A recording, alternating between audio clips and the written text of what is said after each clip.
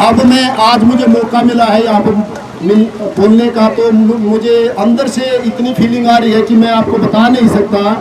जिस स्कूल में मैं यहाँ जहाँ बैठे हैं इसी स्कूल में पढ़ा हूँ मैं, और मेरा जो जीवन है बहुत संघर्षों से गुजरा है। और संघर्ष के जो मेरे साथी हैं यहाँ पे मेरे साथ प्रेजेंट हैं, जो मेरे साथ रात को गुदड़ी पे सोते थे, नरेश कुमार जी जो मेरे साथ ही खड़े हुए हैं, इनको पता है कि मैं किस पोजीशन में था। मुझे मतलब बिछाने के लिए एक कपड़ा भी नहीं था मेरे पास, लेकिन ये मेरे साथ थे उस टाइम।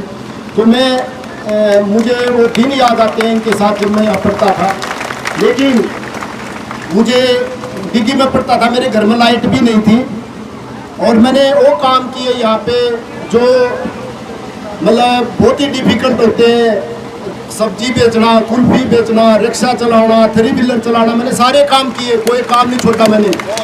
और गांव के लोगों ने भी मतलब मुझे बड़ा साथ दिया। गांव के लोगों ने, जहाँ भी मैं जाता था तो मेरी औरों की सब्जी नहीं बिकती थी, मेरी सब्जी बिकती थी।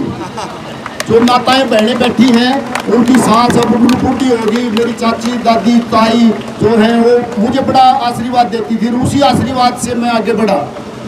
उस आशीर्वाद ने मुझे, मैं जहाँ भी गया मैं टॉप में गया, टॉपर रहा। मैं यहाँ पे भी स्कूल में भी टॉपर रहा। सामड़ो स्कूल में मैंने 10th किया तो वहाँ भी मैं टॉपर था। लेकिन मैं ये सारे काम करते हुए टॉपर था। आप कहेंगे कि आप बेटे की तो बात ही नहीं कर रहे, पहले मैं अपनी तो बता दूँ, उसकी भी बता दूँगा। तो मैं ये प्रण लेके काम करता था कि मैं अपने गाँव की और अपने परिवार की आन बान शान को गिरने नहीं दूंगा। जहाँ भी जाऊँगा मैं इस गाँव की और अपने परिवार की आन बान शान को मेंटेन करके रखूँगा, कायम करके रखूँगा। और वो मैंने किया, अपनी कोशिश मैंने पूरी की। जब मैं सामड़ो स्कूल में था तो मुझे पता नहीं था टॉपर क्या होता है। जब मेरे नंबर ज़्यादा है तो लोगों ने कहा आप टॉपर हो गए। मैंने सोचा हमारा टॉपर पता नहीं क्या होता है, क्योंकि पता नहीं था। बोले आपका बहुत अच्छी जगह एडमिशन हो जाएगा, लेकिन घर की ऐसी कंडीशन होगी कि भाई फादर एक्सपायर हो गए, तो मैं आगे नहीं पढ़ पाया। मैंने 1 साल का बीच में रुकावट ली, लेकिन मैंने दिन रात काम किया। मेरे कुछ टीचरों के कल फोन, जब ये बेटे का सिलेक्शन हुआ, फ़ोन आया।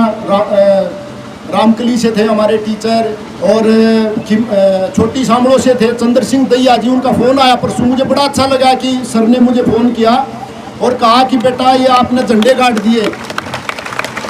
झंडे गाड़ दिए तो झंडे गाड़ने वाला मैं नहीं हूँ, झंडे गाड़ने वाले आप सब ग्रामवासी हैं, जिन्होंने मुझे वो इन्वायरमेंट दिया और काम करवाया आपने, और इस मुकाम तक मुझे लेके गए, मेरे बेटे को लेके गए। जब मैं इस पोजीशन पे था तो मैंने यहाँ से स्विच किया और मेरा एडमिशन हुआ गवर्नमेंट अपना Jammu government medical college Rohtak में, जहाँ मेरी बहुत अच्छे रैंक में मेरी फार्मेसी में एडमिशन हुआ। जब एडमिशन हुआ तो मुझे पता लगा कि भाई एजुकेशन की तो बहुत ज़्यादा वैल्यू है। और फिर मैंने वहाँ से पढ़ना शुरू किया। तो जो आज अंकिता बेटी ने और बेटे साहिल ने जो मुकाम हासिल किया है, मैं लगातार मैंने परीक्षा दी। पहले मैंने यूपीएससी की दी, एचपीएससी की दी, जुडिशरी की दी, और मैंने क्वालिफाई भी किए। लेकिन जहाँ आगे जाता तो जो बेस था इंग्लिश का वो अच्छा नहीं था, वहाँ मैं फेल हो जाता। लेकिन मैंने प्रण लिया हुआ था कि मैं, अगर मुझसे नहीं हुआ तो हम अपने बच्चों के अंदर वो चीज़ें देखेंगे। मैंने अपने बच्चों की तरफ ध्यान दिया और मैंने हर चीज़ छोड़ दी। बहुत सारे मेरे रिश्तेदार नाराज़ हो गए, बहुत सारे घर वाले नाराज़ हो गए, मिसेज भी नाराज़ हो जाती थी कई बार कि आप मेरे फ़ोन ही नहीं उठाते। मैं 24 घंटे 24 आवर मैं अपने बच्चों के साथ लगा रहता था कि भाई इन बच्चों को कुछ न कुछ हमने करवाना है। जहाँ जो हम चाह रहे थे, एक हमारे गांव की शान में बनाना चाह रहा था, तो मेरे से नहीं बनी, लेकिन मैं बच्चों से चाह रहा था। तो मैंने वहाँ जाके, जब मैं फार्मेसी के बाद मैंने 16 साल नौकरी की मेडिकल में, और नौकरी करते करते मैं पढ़ता रहा। सुबह नौकरी करता और शाम को पढ़ता। रात को मैं लाइब्रेरी में खुलवाता था, पूरी लाइब्रेरी। मैं इसलिए बता रहा हूँ ये, क्योंकि मैं यहाँ इस बैकग्राउंड से मैं जा सकता हूँ, तो आपके बच्चे जितने लोग यहाँ पे आए हैं आसपास के गांव के, मेरे गांव के, तो आप क्यों नहीं कर सकते। मैं इसलिए ये स्टोरी आपको बता रहा हूँ कि मैंने ऐसे किया तो आप अपने बच्चों को ऐसा करवा सकते हो।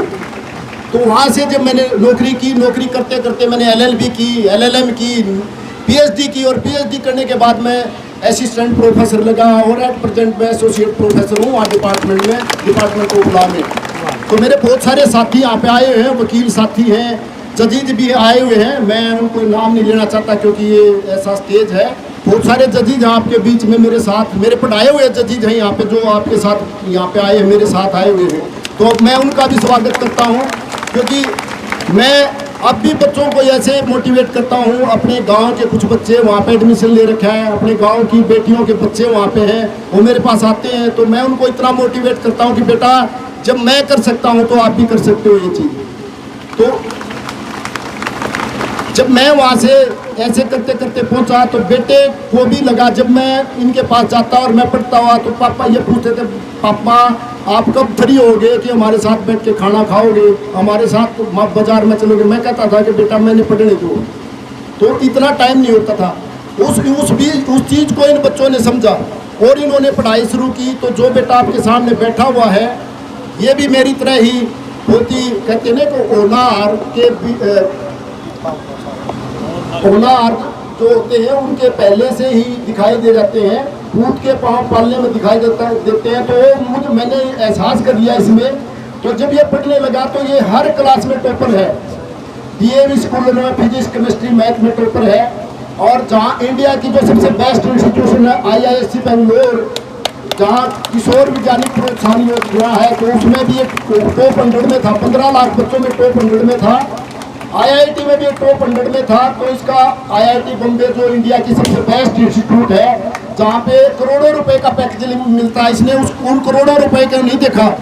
इसने देखा कि मैंने अपने गांव की, अपने पेरेंट्स की, अपने आसपास समाज की, अपने देश की मैं आन बान शान को बढ़ा कर रखूँगा। और उस पे ये चला और उसने सारे पेपरों को बड़े अच्छे अच्छे नंबरों से पास किया, जिसे हमें और मैं इसका आप बताऊं कि इसने गिनीज बुक जो है उसमें इसका रिकॉर्ड है सोलर एनर्जी में, ये मैनेजर था उसका।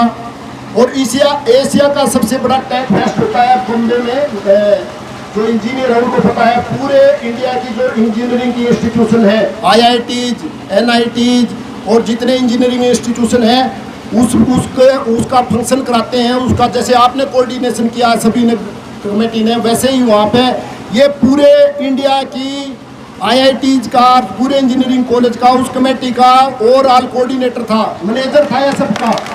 और इसने वहाँ पे बड़े बड़े